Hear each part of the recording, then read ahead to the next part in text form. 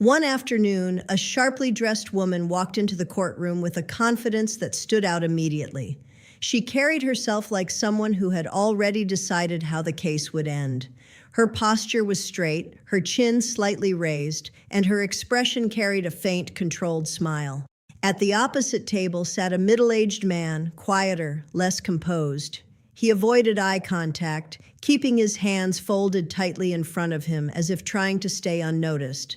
The judge entered, took her seat, and began reviewing the file. The case involved a dispute over a loan, $10,000.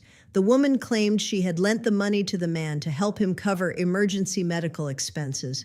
According to her, he had promised to repay it within 6 months, but never did. When the judge asked her to present her case, she stood up without hesitation.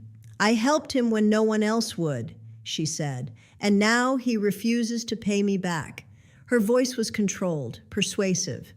Every word seemed carefully chosen. The judge nodded slightly, then turned to the defendant.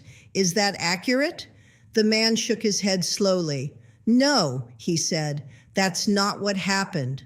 The woman didn't react. She remained still, composed, as if she had expected that response. The judge leaned back slightly. "Then explain." The man hesitated for a moment, then spoke. "It wasn't a loan," he said. "It was payment." That single word shifted the room. The judge raised an eyebrow. "Payment for what?" "For work," he replied. "I did renovation work on her house. She agreed to pay me $10,000. The woman let out a quiet breath through her nose, almost amused. "That's ridiculous," she said. "There was no work agreement." The judge lifted a hand. "You'll respond in a moment." She turned back to the man. "Do you have proof of this work?" He nodded. "Photos, messages." The judge gestured toward the clerk. "Let's see them." The images appeared on the screen, before and after shots of a kitchen, cabinets replaced, walls repainted, flooring updated. The judge leaned forward slightly, studying the details. The transformation looked real. She turned to the woman. "Is this your property?" The woman didn't hesitate. "Yes." "And this work was done?" "Yes," she said again, her tone steady. The judge tilted her head slightly. "So, someone did this work?" The woman nodded. "Yes." The judge looked back at the man. "And you're saying that someone was you?" "Yes."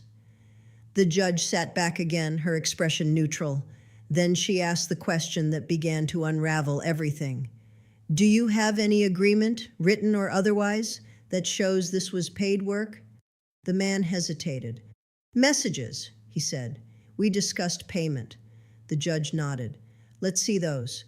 The clerk pulled up a series of text messages. At first glance, they looked supportive. Conversations about scheduling, materials, timing. Then one message stood out. "We'll settle everything once it's done." The judge read it twice. Then she looked up. "That's not specific," she said. The man shifted slightly. "We agreed verbally," he added. The judge didn't respond immediately. Instead, she turned to the woman.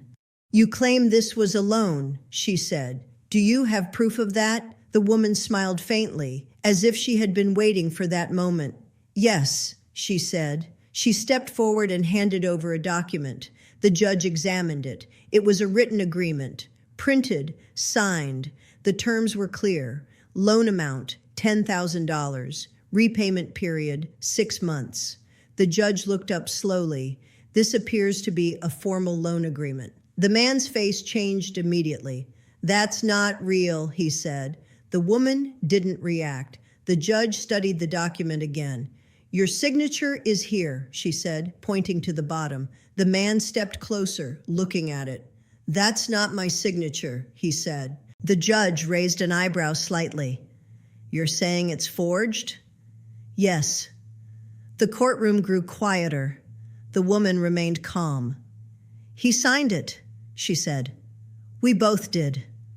The judge leaned back slightly, her eyes moving between them. Then she looked again at the document, carefully, slowly. Something shifted in her expression, not dramatic, but noticeable. She picked up the paper and held it a little higher. Interesting, she said. The word was quiet, but it changed the tone instantly. The woman's faint smile remained, but there was a slight tension behind it now. The judge placed the document down. "Ma'am," she said, "when was this signed?" "Before I gave him the money," the woman replied smoothly. The judge nodded. "And you're certain of that?" "Yes," no hesitation. The judge tapped the paper lightly. "Because this document tells a different story." The room stilled. The woman's expression didn't change, but her eyes sharpened slightly. The judge turned the document toward her. "This date," she said, pointing, "is from 3 months after the work was completed."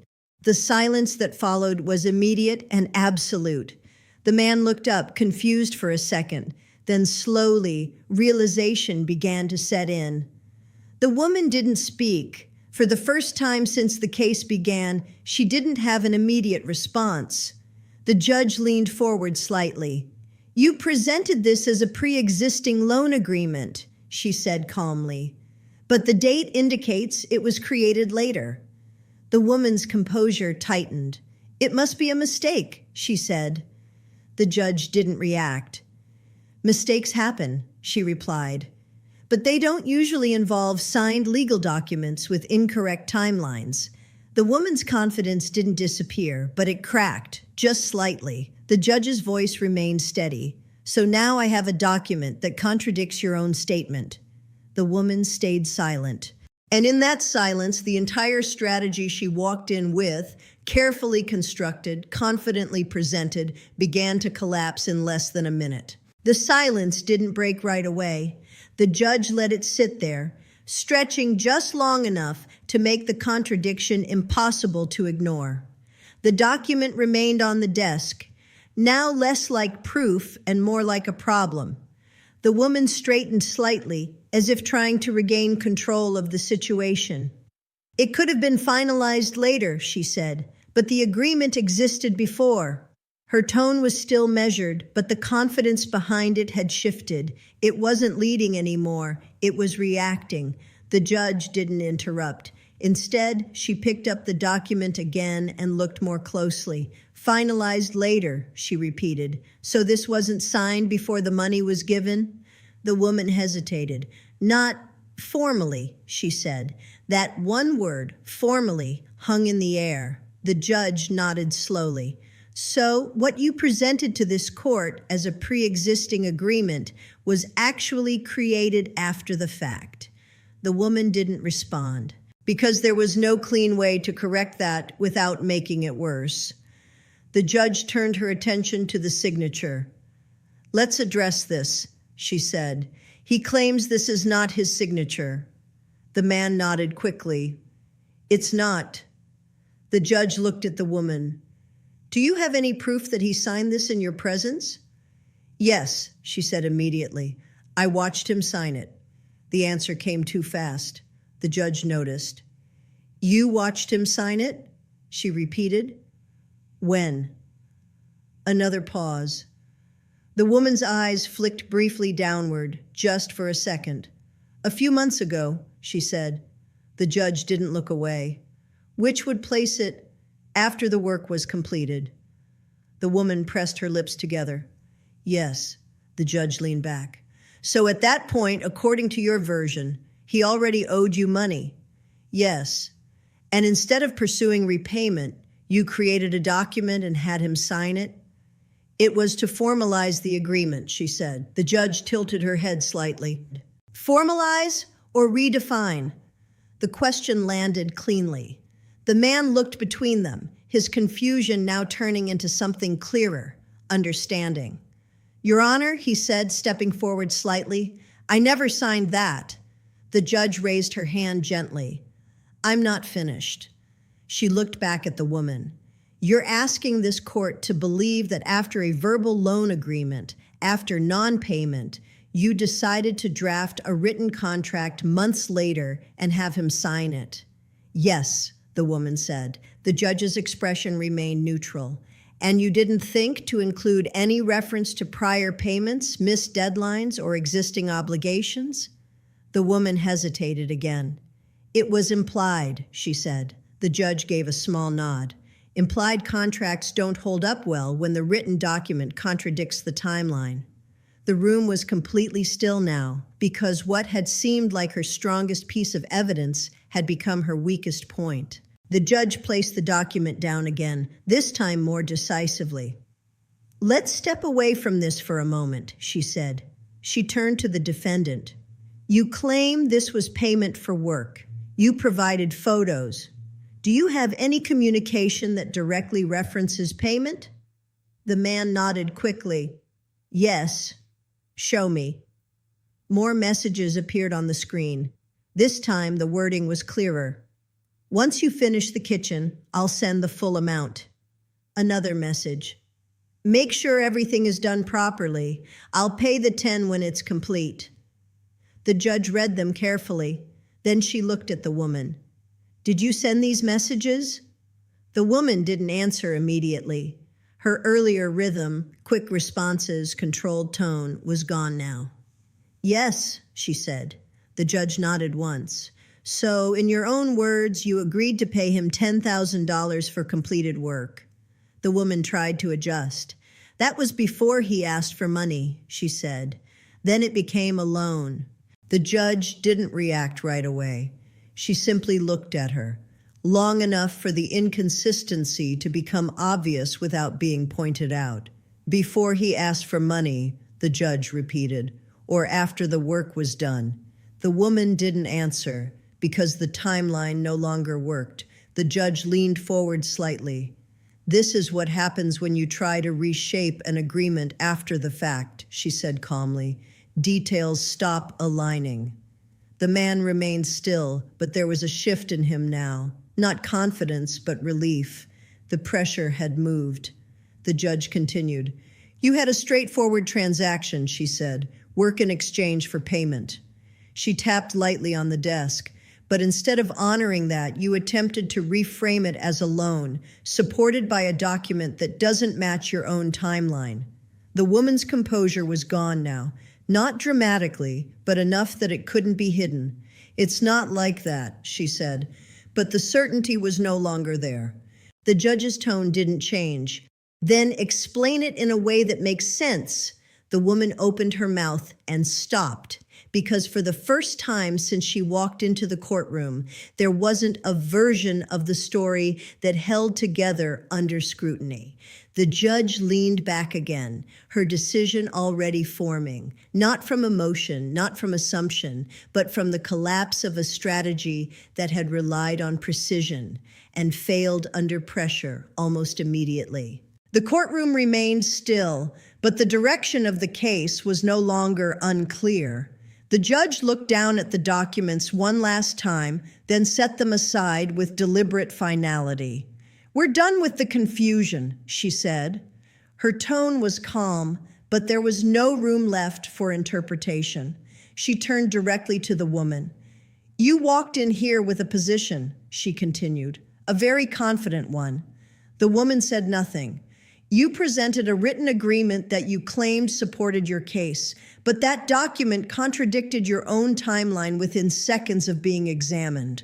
The words were not harsh. They didn't need to be. They were precise. The judge shifted slightly in her seat. "And when that didn't hold," she added, "you adjusted your explanation, then adjusted it again." The woman's posture remained upright, but the control she had at the beginning was gone. The judge turned to the defendant. "You, on the other hand, provided supporting evidence that remained consistent.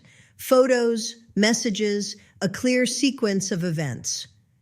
The man nodded slightly, still cautious, as if waiting for something to change, but it didn't. The judge leaned forward. "This was a service arrangement," she said. "Work completed in exchange for payment." She paused briefly. "The messages confirm it. The condition of the property confirms it. And your own statements confirm it." Her gaze returned to the woman. "There is no credible evidence of a loan." The sentence landed cleanly. The woman closed her eyes briefly, then opened them again, but there was no response, because there wasn't one that could fix what had already unraveled. The judge continued. "And as for this document," she said, lightly touching it, It does more damage to your case than it supports it. A quiet statement, but decisive. Whether it was created to pressure payment or to redefine the situation after the fact, it is not reliable. The courtroom remained silent. Then the judge delivered the outcome. I am ruling in favor of the defendant. The words shifted everything. The man exhaled, not loudly, but enough to release the tension he had been holding since the case began. The woman didn't react outwardly, but the stillness in her face was different now, final. You are not owed $10,000, the judge continued. In fact, based on the evidence presented, it appears you owe him that amount for completed work.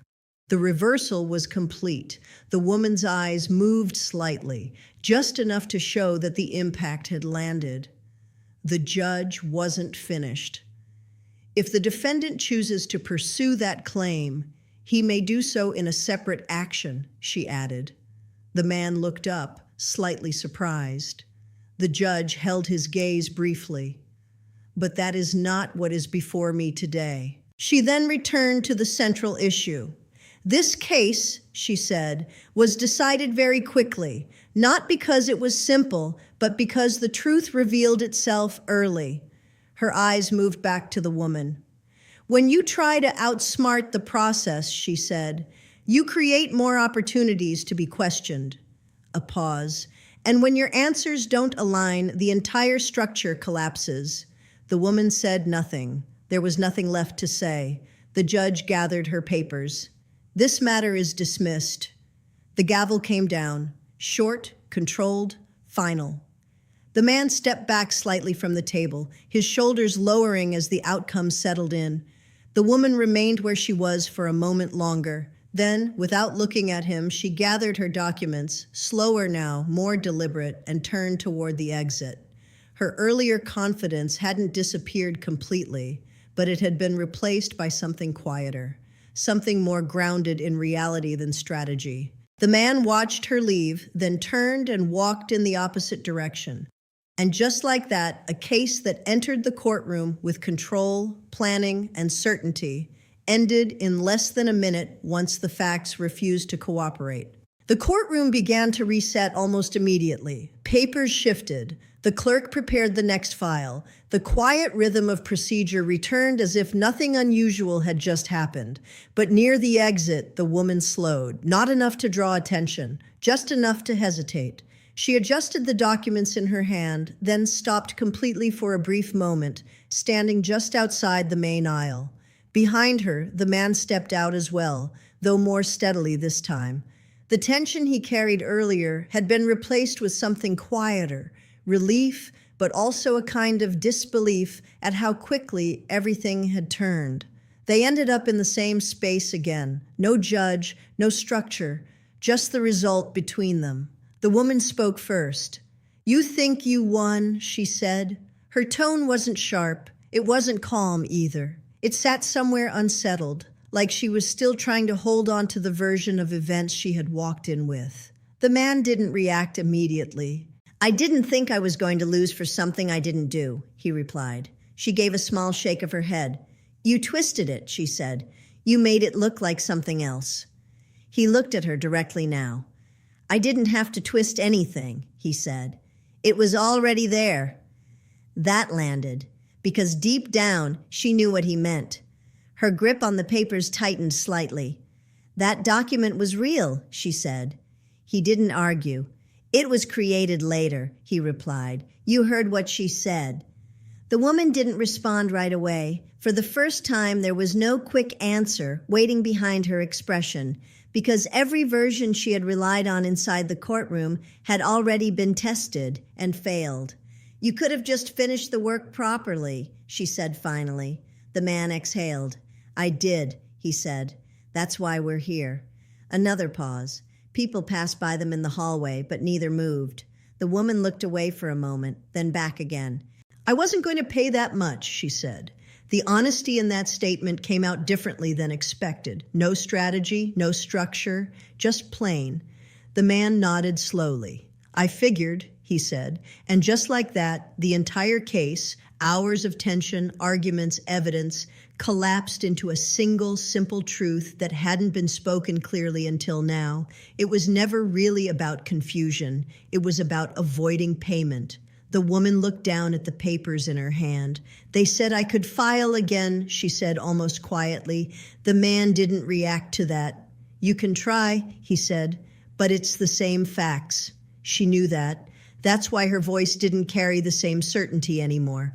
After a few seconds, she folded the papers more tightly, almost as if closing the situation physically. Then she stepped past him and walked down the hallway. No final word, no confrontation, because there wasn't anything left to challenge. The man remained where he was for a moment, then let out a slow breath and headed toward the exit.